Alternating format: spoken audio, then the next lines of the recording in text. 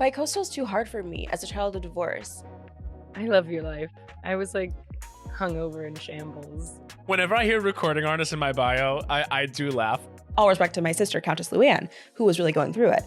That type of white woman seemed to be in cahoots, so like, fine, sure. When you ring the doorbell, La Vie en Rose plays. Like, very like Olivia Pope, it's handled. I am a young journalist. Even your mom said that you're the real hater. I mean, I'm hoping it just ends with that. It ends with us, and then we end it there. Oh, we are so back. We're so back. Back and better? Back and better, do you think? No. Back in the same, probably. But I actually I am doing better. I'm doing better than I was before because over winter break, I developed two kinds of sicknesses. Let's start with the flu. The flu drop kicked my ass. The flu beat me to a pulp. It she got her lick in, I'll say that. It was horrendous, and it led me to something even more horrendous. Oh, God. Which is a Roni viewing. I said, you know what? I'm laying down. It's time to lock in. You know, I got to respect my co-host. I got to respect our group chat, Roni updates. You need to respect yourself. Oh my God. Well, welcome. I need to respect myself. Yeah. But then I was like, oh, Hunter like wakes up and goes to bed with these women? Like, jeez. I'm so scared for your home. I'm so scared for your health. I'm so scared for the woman that you are. I was like, I like have to sage the room. I have to like listen to a meditation after I watch this show. It's crazy. What are you talking about? Sage to do what? To recover from what? To find love in my heart. No.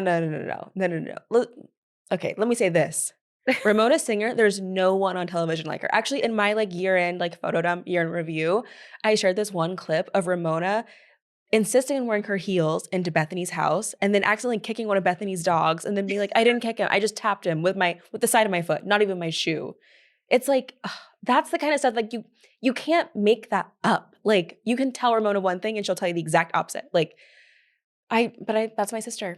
Those are your mothers and I'm terrified. You haven't even seen it. You haven't even seen it yet. I know. I haven't met Carol. You haven't met Dorinda.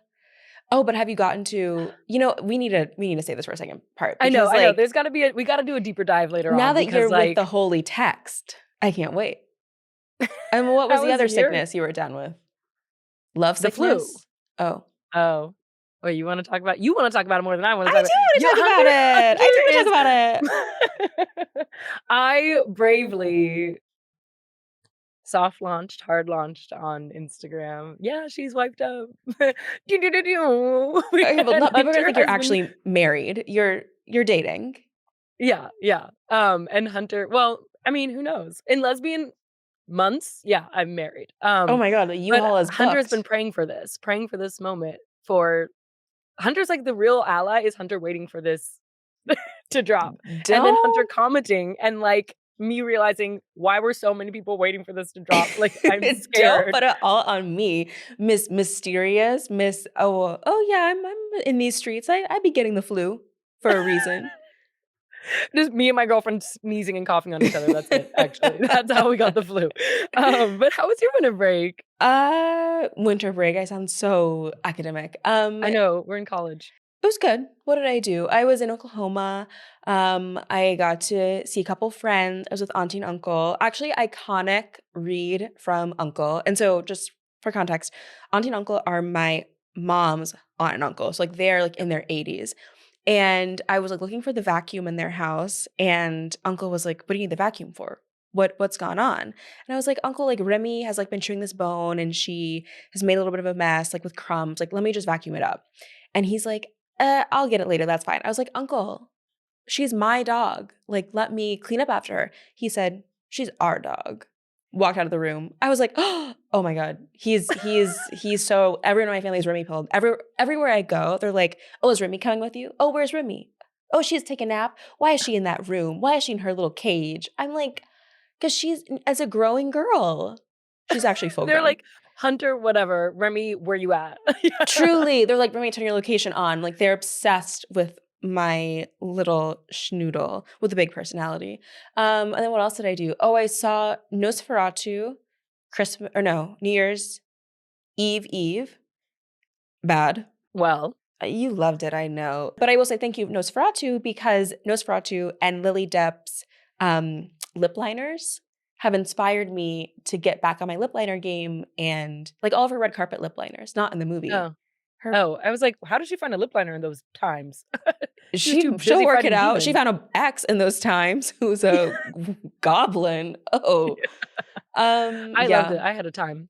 you would have a time. And then I saw The Brutalist on New Year's Day, and I was like, what a great start to the year. What like a lovely, I'm like a serious film person seeing a 3-hour movie at 10 a.m. on New Year's Day. I love your life. I was like hungover in shambles, and Hunter's like marching through the Brooklyn streets, Yeah. like carpe diem, and I'm like in Evan's bed hoping to find God. What did you do on New Year's Eve? Did you have a big New Year's Eve? Yeah, I did one of those things where I was like, I'm not gonna go out. I'm 30. I'm not gonna go out wasted. Wasted as hell. I'm like, what's after? It's like I need to work on myself, but that's for another time. Yeah, that sounds right to me. Moving on from 2024 and the hangover I know you had. Oh, brother. Today we're talking about the Blake Lively and Justin Baldoni dueling lawsuits and the weirdest Spider-Man crossover no one expected that happened over the holiday break. And we're joined by comedian and Las Culturistas co-host Matt Rogers to talk about his new Netflix show, No Good Deed, and his 2025 ins and outs. And don't forget that we have a bonus segment that drops every Thursday only on Wondery Plus. This week, we're reliving Beyonce's Christmas Day halftime show that's now streaming on Netflix. So subscribe to Wondery Plus in the Wondery app or on Apple Podcasts to check that out. So let me say this. Let me say this. Are you looking for a home for your worst opinions? Are you a hater first and a lover of pop culture second? Consider this a glorified group chat, but we're not calling you out. No, we're calling you in. It's a safe space. To talk shit. But, of course, from Wondery, I'm Peyton Dix. And I'm Hunter Harris. And this is Let Me Say This. Let me say this. Let me say this. Let me say this. Let me say this. Okay, in the days before Christmas, I mean, like, as 2024 was like in the most winding of wind downs, I get a push alert on my phone.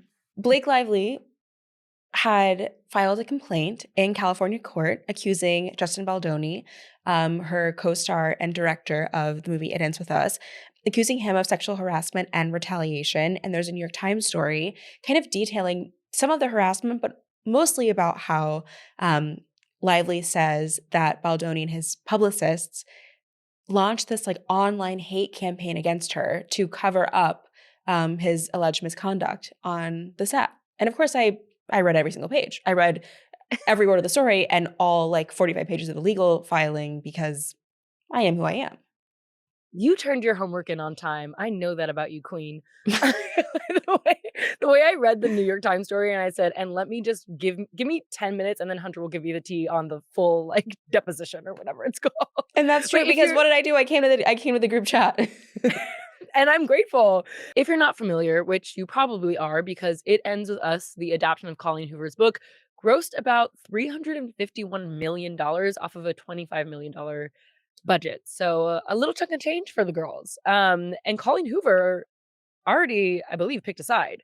She seems to be standing on the Blake Lively versus Justin Baldoni battle, if you will.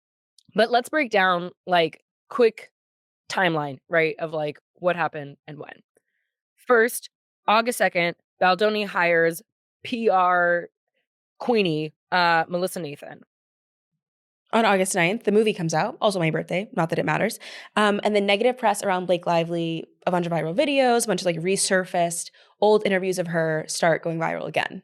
And then on December 21st, Blake Lively files a complaint in California and the New York Times story drops. And then on December 31st, New Year's Eve, both Blake Lively sues Justin Baldoni in court in New York City, and then Justin Baldoni sues the New York Times in a court in Los Angeles. The girls are fighting. This is some housewives status stuff. More than housewives, girl, this is real, first of all. I mean, Yeah. All respect to my sister, Countess Luann, who was really going through it. Anyway, so the drama starts, according to Blake Lively's filing, on the set of It Ends With Us, when she says that Justin Baldoni would do all of these like bizarre, inappropriate, and just unprofessional things on that set, including, she says, He showed her nude videos / images of his wife when she was giving birth. He and his co-producer would discuss their previous porn addictions. They would ask her if she watched porn. They would ask her trainer how much she weighed. They would Justin Baldoni would improvise kissing, like without clearing it with an intimacy coordinator. He would enter her trailer while she was in the nude. And then a few that I just have to quote directly. These were requests that Blake Lively said that she made in an HR complaint to Justin Baldoni and to the producers. Quote, no more private multi-hour meetings in Blake's trailer with Mr. Baldoni crying. No more pressing by Mr. Baldoni to sage any of Blake Lively's employees. No more mention by Mr. Baldoni of him, quote, speaking to Blake Lively's dead father. Pausing for a moment. Did all this information shock you? And what was like your immediate response to seeing all these allegations? I mean, my initial response was just like shock. Like, no more saging of the employees, no more trying to speak to Blake Lively's dead father. This is like not only like grotesque, but also like weird. Like, that's just so bizarre. And also, I cannot imagine having to go to work every day when like you are trying to avoid all of these like really inappropriate questions about like your own sex life, your own Yeah. relationship history, your own religious history.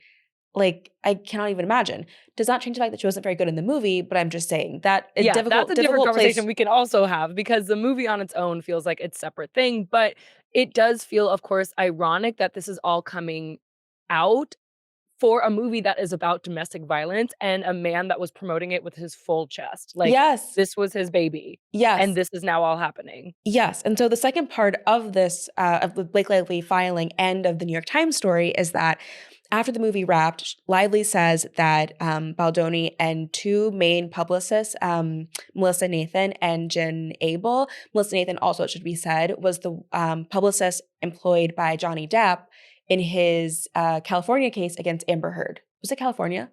I'm not sure. I would assume so. And Amber Heard, I believe, has also spoken out and sided with Blake Lively. A lot of people are weighing in. Yeah, but first, wait, we have to get into the retaliation of it all first.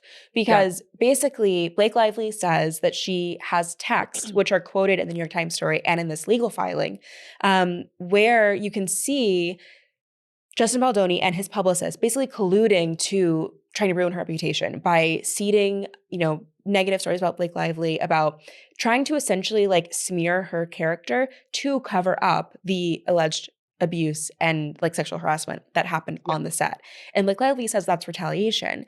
And some of these texts, I mean, it's like these women are kind of giddy in how much they can plant and seed these sorts of like smear campaign, character assassination narratives in like Page Six and Us Weekly and the Daily Mail. Well, I'm also curious too because, okay, so Colleen Hoover has like posted in support of Blake Lively, but then it's like, I mean, you saw that one interview with Jenny Slate on the red carpet of one of the It Ends With Us premieres, where she totally dodged a question about Justin Baldoni, and it's everyone, unfollowed him. Yeah. And it's like, if the cast is on her side, that I think speaks volumes, more so than like other people in Hollywood, even her former cast members, like talking about how much they like her or whatever. But it is kind of like one of those cases where there are so many reasons that Blake Lively is unlikable, which has little to no bearing on the fact that like this allegation of astroturfing, which is like kind of seeding hate comments and, tweets and whatever, really does seem like, oh my gosh, like what an onslaught of really like online harassment and abuse. Yeah. I mean, I feel like the thing that we had come to when we were just texting about this is like two things can be true. Like, she could suck, and that has nothing to do with her being mistreated and no reason for her to be mistreated by Justin Baldoni or even in this way by these female publicists that are keying over her being slandered online. And like both things are happening and both things are true and both people can suck. Yeah. Yeah. Equal opportunity people sucking. I don't know. The other part of this is like, there's like layers and layers and layers, because the outstanding question for a moment was like, okay, well, how did Blake Lively get all of these texts of these publicists talking about like, we can bury her, consider it like very like Olivia Pope, it's handled. Like she's over. She's nothing in this town. Like we can get it taken care of. And it turns out that, okay, this is like, just bear with me here. So one of the publicists had a falling out with the original publicist who used to rep Justin Baldoni and his studio, who produced It Ends With Us. And when she left her old boss's firm, her old boss was so mad that the boss allegedly leaked the texts to Blake Lively's team to get back at Justin Baldoni. And now one of the publicists who's on Baldoni's team, who cited in this filing, who has like the texts, she is now suing her former Yes. boss for retaliation for leaking the text in the first place. Right. Ooh, I Oscar love a petty incoming. queen. Sorry, no, Like I told look you, at it's me. Housewives. This is like on the same caliber of the kind of feuding that we are seeing there. But like, I don't know. I don't want to joke about it or make light of it because this is so like of course, it's slimy not and okay. and yes. And I just reading the Blake Lively filing, I was like, ugh, what grimy, nasty shit. And then Justin Baldoni's filing in response is like, well, they were these like conversations. Yes, he's like, the conversations are so sad. And like, he's like, oh, like, how could I not be able to edit my own movie? And like, a lot of these conversations were presented without proper context. And then you read the text and the context is like, so one of the publicists was like on a bad vacation and stuck in a storm and like drinking a pina colada on a beach. Like, that's the context you need to like know that they're joking, whatever. I mean, nothing ever really sat right with me with like the way that his press interviews were going. And the juxtaposition between that's where I'm like, oh, we all hate women because everyone's like, well, Blake Lively's promoting this movie. Like, what did she say? She was like, put on your florals and come down to the theater to watch a movie about domestic violence. Like, Right. is that great? No. And then, but what's only worse than that is a man trying to parade as like the ultimate feminist rather than giving any kind of like time and space to like his female co-stars or like the people he worked with. Like, it never sat right with me and my spirit the way that he talked about this film. That was a little too like holier than thou. Yeah. Also, yeah. I don't like his face that much. Something about it doesn't sit right with me either. But Well, when you read the filing, and in the New York Times story, like Blake Lively was following the press like plan for the movie, and Justin Baldoni right. was allegedly texting his publicist being like, find more domestic violence stories, find more stories about battered women watching this movie and loving it so much and crying over it so that I can post them on my social to make me seem like, the white knight of this all, which is outrageous. Yeah. But sequel predictions, I don't know what's going to happen because according to The Hollywood Reporter, Justin Baldoni's like production company Wayfair has the rights to the sequel, It Starts With Us, which would mean that either they like recast Blake Lively or Baldoni or both, but in some way he'll still be attached no matter what. Yeah. I mean, I'm hoping it just ends with that. It ends with us. And then we end it there. Because I have so many qualms with that movie, I can't even begin. That's, again, go back to whatever episode we talked about it before. Yeah. But truly, I'm hoping that the story ends here. But I do want to see how this all plays out, at least legally. Yeah, totally. I think this is just the beginning. I think we're in for a long, long, long kind of fallout from this story. So it's starting. It's starting with us. Yeah.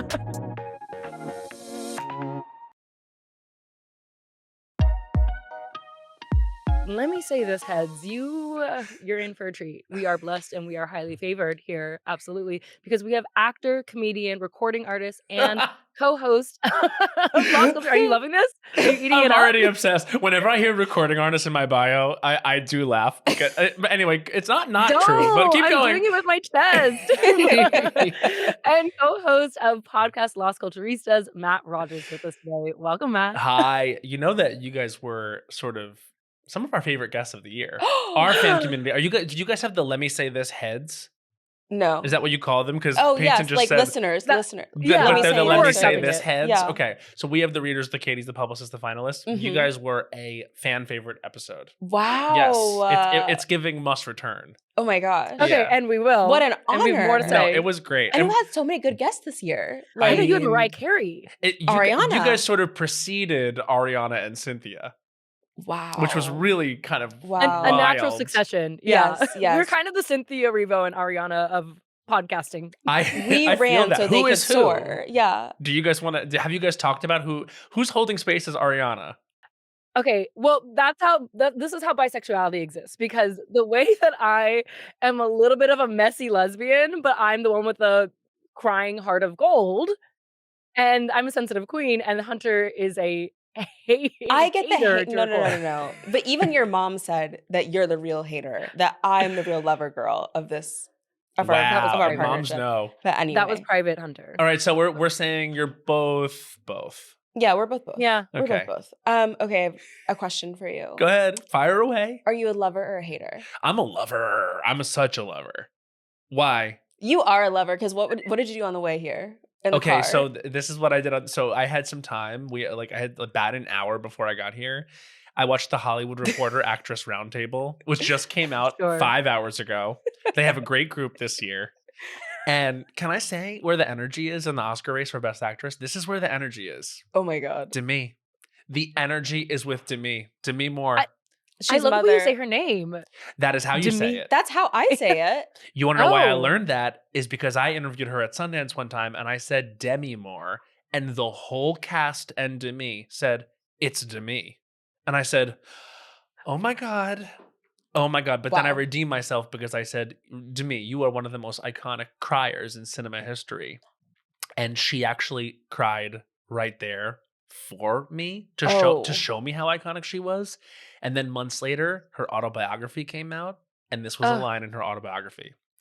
At Sundance, a young journalist once called me the most iconic crier in cinema history. Wow. I am a young journalist. Young journalist in question. Young journalist in the room with us right now. And that's not Wow. even why I say the energy is with her. I say the energy is with her because there is a glow around Demi. She was best dressed all of 2024. Yes. Absolutely. Brad Absolutely. Goreski, you ate that. Mhm. Every single look was serving regal movie star energy, and she always looked like a little weird, which I think spoke to the substance. Yes. Yeah. She And that she tiny was dog? amazing. Her little dog. Yep. Accessory of the Pilaf? year. Yeah. Yes. Yes. Yes, and there's like a degree of reverence around her too from the rest of them. Yeah. Which is saying a lot because she's in this Hollywood Reporter roundtable. She's sitting two seats away from Angelina Jolie. And Like, was heard. Nicole Kidman at that round table too? she or was no? not invited this year. So it was Tilda Swinton, Zoe Saldana, Mhm. Angelina Jolie, Zendaya, who Mhm. I love that they're trying to make it happen for challengers. That would make me so happy. Agree. Mikey Madison, and Oh, Saoirse? she was not invited. Oh, wow. And Demi, Oh, and that was it. So we liked it. Matt, are you a lover or a hater of in and out lists? Can I be honest? Yeah. In concept, I love an in-and-out list, and then there's always one thing on every list that pisses me off. Like someone literally had the audacity to say on their out list, out was tipping culture. I was like, okay, what? Like how are you gonna say tipping culture is out? This is how service people make their money. That Right. How unsettled can my that be on an spirit. out list? And then I was like, what's on your in list? And then I hated the person, even though I liked them 2 seconds ago. I was like, I agree, that's in. Same. Yes, queen slay. And then you see out tipping culture. I'm like, no, you're invalidated. Wow. Yeah. Come on, class What? war. It's Okay, but we have to crazy. ask you, do you have what is in for 2025 and what is out for 2025? All right, okay. According to Matt Rogers. We were just talking about this. In for 2025, New York City. But we got to get the subways together. Mm. Tell it to Eric Adams, okay? Out is the subway. Out is the subway, in is New York City. Walking in New York City. In is your local spots in New York City, so you don't have to go on the, I guess, ever increasingly hazardous subway. Yeah. I can't actually wrap my head around like some of the atrocities that have happened like in 3 days. It's crazy. So out is the subway. Yeah. Yeah. Okay. Okay, you're anti-tipping. Wait, you're pro-tipping culture, but Yeah. you're anti-public transportation, and that is a dynamic man. Well, listen. You're like, cancel public transportation. Get your ass in an Uber. Well, listen, come up to the surface. Everyone's tipping good. Oh, that's I don't know sweet. if what else do I have? Like okay, I'm going to say this. In Taylor Swift's inner life, out Taylor Swift's public persona. I think we're going to Ooh. see Taylor take a big break in 2025, and I think that's good. It's going to be good for her and good for everyone. Okay. Okay. And I Okay. think what else?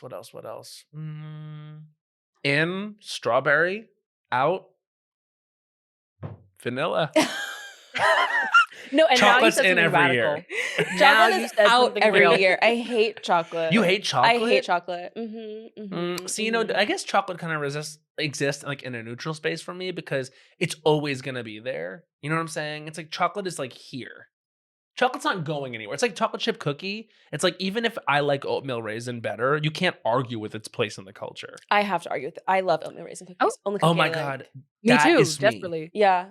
Are we all oatmeal raisin culture? Absolutely. How did you get those cavities then? Sometimes and often over. Don't start. See, that was private. I didn't even want to talk about the cavity on the pod. Damn it. Okay, we need to move on because we need to talk about No Good Deed. How did you prepare to play a real estate agent in No Good Deed? Okay, so this is actually a funny story. I get the audition, and it's that thing of like, if you're an actor, you know this. You get an audition, and you see like the caliber of talent involved, and you're like, oh, I'm gonna be so mad at the person that books this. This rocks. I'll never get it. But also in your mind, it's like two things happen. One, I have no chance. Like that's the devil on your shoulder, and then the angel on your shoulder is like, this is what I win an Emmy for. I can already see me getting exalted on set. They're gonna ask me to all do their next project, and I was like, sort of in that mode with it because it was such a good role on this show that sounded really fun. And then I had to do the audition on Zoom. In my studio apartment in Long Island City, I have the worst lighting in American history. They need to put this in the textbooks. It is actually like you cannot get a light source. And I was doing it on Zoom for LA. So it was like noon for them and like 3 for me in the winter, which obviously meant pitch black out at nighttime. So I am doing the Zoom audition from my bathroom. Like, because that was where I could get the best lighting, that like horrible fluorescent, like linoleum ass environment. So I put the computer on my toilet, sat on a stool in front of my toilet, and did this audition on Zoom with the creator of No Good Deed, Liz Feldman. And I had to call it out because also the sound is bad because you're fully in the bathroom. And they were like, "Are you in a?" And I was like, "Bathroom, yes. Hi, this is the only way I can make this work, etc." And like we did, this is a scene in the show where, spoiler alert, this is a scene in the show where I do a lot of cocaine.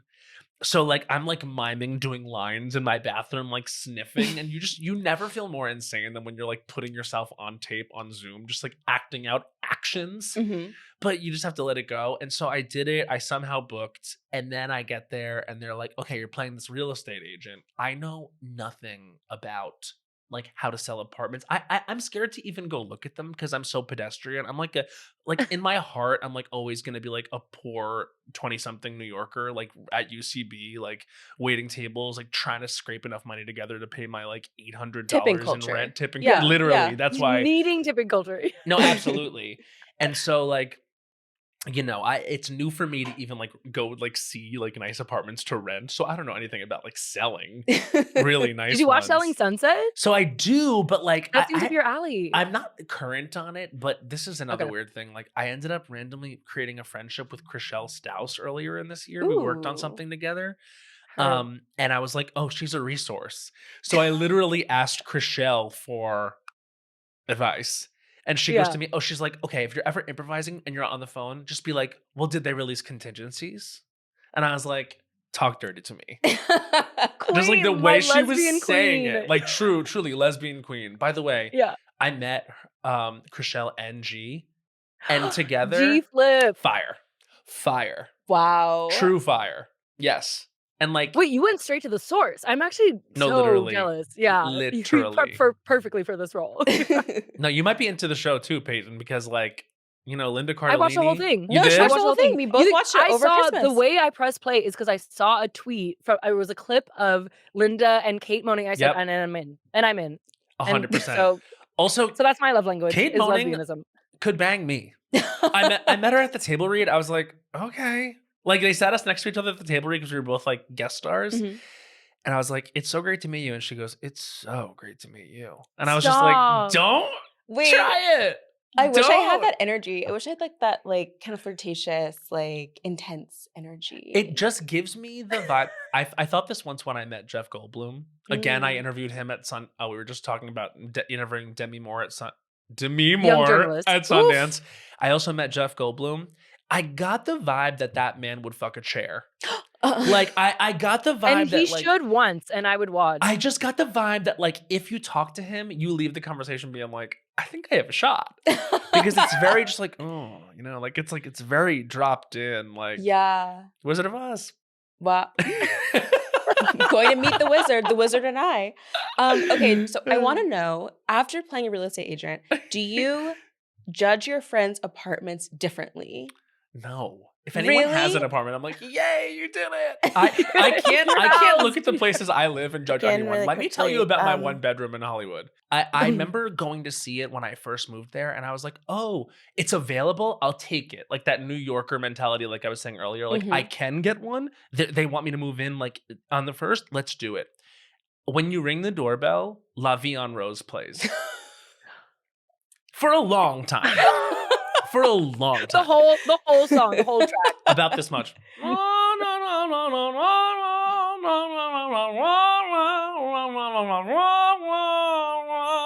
And then like, which is a really long time, and I just kind of rushed it because it's humiliating. So I want you to know, I moved in February 2020, March 2020. Let me tell you about the pandemic. It happened. Hits hard, and then you're like ordering a lot of food. So everyone coming to the door just hears La Vie en Rose, and it quickly became not charming. Oh, and I am still in that apartment with the ghost of Edith Piaf and like 2 ex-boyfriends, a dog that died, a lot of takeout. Like Sure. I need to leave. So I can't judge anyone's apartment. Okay. So And then my are you studio here, like I retiring? said, has such bad lighting. I had to go on Zoom in my bathroom and audition. So it's like, no, I'm not judging people based on anything they have. Are you retiring by coastal then? We were just saying, it's like, I guess you know what? I'll say it right here. Oh my God. Imagine I say, I'm moving to New York. I like literally don't. Yeah, I guess I'm still by coastal. I want to level up in both cities, but isn't that too much money? I don't know, you guys. I'll figure it out one day. Bicoastal's too hard for me as a child of divorce. I've already lived between 2 houses. It triggers you. Yeah, it does. Yeah. It does. As a former bisexual, I actually think it's like totally fine and you can do it. And there's an ego bit to it that's actually great. I've now done like bi-coastal too much. Like I could move into being bi-coastal curious again, but I should pick for a while. I should just be a New Yorker, aka a lesbian, or LA, aka a gay man, which is how I will binary it. Okay, Matt, we are almost at 1 year of Tina Fey telling you in her iconic "I don't think so, honey" that you have 1 year left before you can legally stop giving your real opinions. So coming up on that time, 1, how are you going to spend these last couple of months of freedom? And while it's still safe, is there anything you want to say? I guess I have to talk some final words of shit. Yeah, You know, some it's final like, shit. first of all, it's like, it's so funny because like when she said that, I was like, oh, haha, that's so funny. And then like, it really does become real. Cause there have been times when, I don't know if you guys do this, but like, we have like a Reddit page that gets pretty active. And a couple times like they have gotten really upset. And I'll be like, oh no, I feel like the need to like, correct this. And then it's just like, well, wait, you do this podcast, you go on there. Not everyone is going to like what you say, but you have to stand 10 toes down, stand on business, AKA Peyton's I don't think so, honey. Not me, devil. No, but I want to be like that though. Like I want the jester's privilege of saying whatever the fuck I want to say and not being responsible for it. But like it is not true. That being said, I'll probably save my last throws, my last like rites of passage in the shit talk space for the Oscar season. I'll probably say I hated a movie or two. I was gonna say, yeah, give your real thoughts on Honora, and then that's a way to go out. Honora's one of the ones I liked. You know what I thought was boring as shit? Conclave. Oh, a bunch of people on Twitter. That Reddit page just actually started ticking right now. All those 100 cardinals please. got I online. would love to go shot for shot with them on Downvotes. Conclave. But I didn't really give it a fair shake because you want to know when I saw Conclave? When? Election day.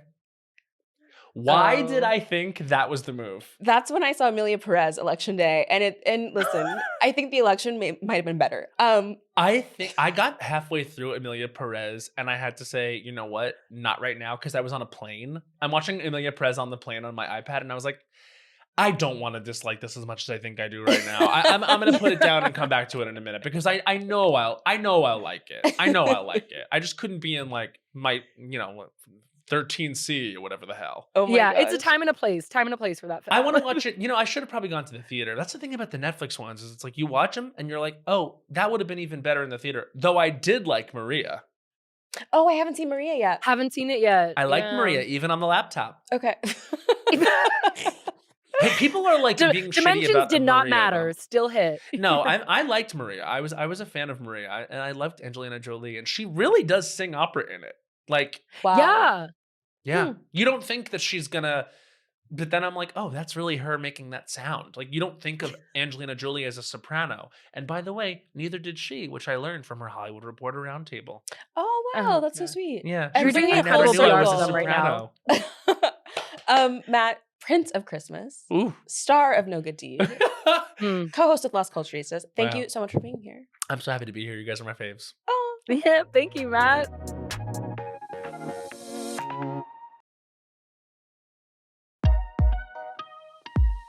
there's always some like holiday break drama that happens just under the wire, and I'm like, wait, you guys couldn't have like spread this out a little bit? Like, I have to work. Like, I like really don't want to be like so on my phone. Imagine. Okay, but did you see the Laura Harrier, Shamik Moore drama? Like, it was like a half day.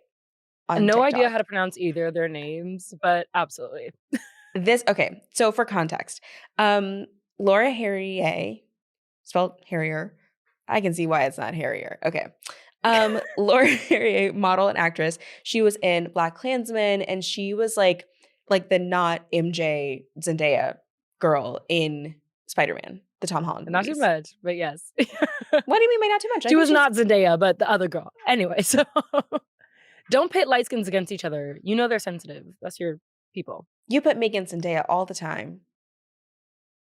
And Anyway. Shamik Moore, who voiced Miles Morales, the like animated Spider-Man from Spider-Man Into the Spider-Verse, were kind of like going at it on the internet after Shamik Moore posted like a video of him and Laura Harrier at a party or something, and he posted like with no context. And to be clear, it had the essence of a fan cam. Like it wasn't. It gave fan edit. It didn't give like yes, organic me and my homies the way normal people post. Just for the record. It wasn't like like selfie video. It was just like someone taking a photo of someone taking a video of them getting photographed at some event. And he posts this no context. Of course, like some people, the only people who care enough to follow Shamik Moore on Instagram or on Twitter, I guess, are thinking like, oh, like girlfriend reveal, like what is going on? Yeah. Posting then- with no context is always like leaving too much room for interpretation. Like that is intentional. And the video itself was from, I think maybe a year ago, if not more, right? But we didn't know that yet because then Laura gets on her TikTok, which she never uses. And I know that for a fact because I just followed her. And I was like, dang, I wish she would post more because like I want the makeup tutorial, whatever. Anyway, she gets on TikTok and she says that she has like seen this kind of speculation a little bit, has seen the video, and that she texted Shamik Moore asking him to take the video down, quote, because there's like the insinuation that something is going on between us, if that was your intention. And she says, told her that he wouldn't take it down. And she said, quote, the video is still up, which is fucking annoying. You're a fucking weirdo. I'm sorry, you're a fucking weirdo. And I'm fucking annoyed. And she's like, my publicist is gonna get mad at me. Like, I'm sorry I had to take to the internet, but like, this is the truth. And I said, ooh, girl. There's something so beautiful about the fact that she's like slurping soup as she makes this TikTok. Like talking direct to camera and is like, I don't even want to like do glam. Like I am just sitting here mad about, like, you know what she was stewing. You know, the group chat was hot. But it's one thing to be like, let me be clear, me and this man have almost essentially no relationship, but she has a man, a fiance, I believe. Laura's fiance is so fine that I understand why she said, you won't get me. You won't wreck this home. She said, because I'm keeping my man. He's a good man, Savannah. No, he is fine as fuck. I understand why she was like, please don't play in my face. Like, delete this right now. Yes, like she's like, if you saw what I have at home, I would not be messing with this. Like, no. hold on. But also, I have more than enough to eat. Yes. Yeah. Okay. So when I saw this, I was like, huh, that's crazy. But then the more I thought about it, I was kind of like, Shamik Moore just always has moved weird to me because listen, many have forgotten, but I certainly have not forgotten his tweets and that crazy little Instagram live thing he did in summer 2020 when he said, okay, quote from his own Twitter. This is an adult man. Mm-hmm. Summer 2020, he said, look, all I'm saying is in the moment when we are experiencing racism, can we, the Black community, find ways to avoid being killed or hunted? No one asked for my opinion, but it's 2020, not 1945. Meaning I'm more focused on Black futures than Black history. Okay, so if you don't know why that's stupid, open up any book. Any book.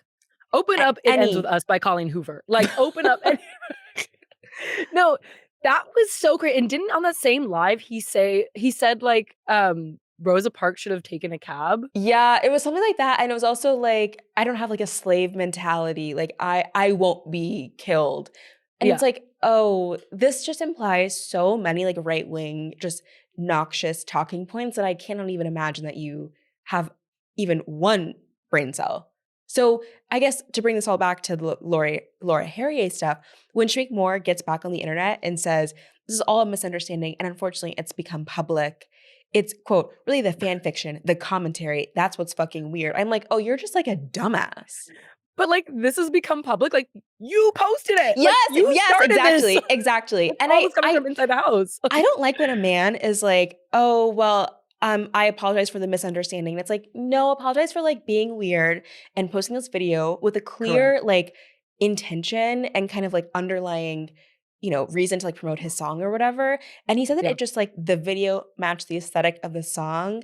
But the fact that, yeah, it's like, it's a fan cam. Just post another one. Yeah, or just like pull a Justin Baldoni and get someone else to post it and then boost it. Like, obviously, there's a lot of everything is a circle, not a line. But I want to reiterate something that you always say and has always been true, which is men do not deserve Wi-Fi. They don't deserve 4G. They don't deserve LTE. Like, this is what happens when we give them access to the internet. And Shamik Moore particularly never needs to be online again. But the one thing I will stand with him in solidarity is his tweet that said someone had asked him if he likes white girls, and he replied saying, white girls, do I? Megan Fox, Vanessa Hudgens, spelled wrong, Venessa, and Allison from Twilight. Mind you, it's Alice from Twilight, but he kind of ate that one little thing. Wait, I'll so only give him that. He's so you. Oh my gosh. Don't ever say, don't wish that upon me. He's so you. he is so me in that one regard, I have to say. That's the only thing I will let him have. Everything else, take it away. And now, I mean, if only Laura could bring this energy to her like auditions, her acting roles, because I do want to see her in more stuff. I am tired of like the YSL haul TikToks that she posts, because it's like, ugh, we get it. You're a pretty model. Get that bowl of soup and get to work, girl. We got more for you. Well, that's it for this week. As usual, we are 2 online, so you don't have to be. And, you know, mentally, I'm still at the, quote, no more pressing by Mr. Baldoni to sage any of Blake Lively's employees, because what was going on that movie? And I said it before, and I'll say it again. If you are an Anastasia girly, get your ass to the theater and go ahead and stand Nosferatu. I'm sorry, I have so many questions about where on Anastasia and Nosferatu, like what is in the circle of that Venn diagram? Don't worry about it. Well, dare I say, to you and him, Shamik, less.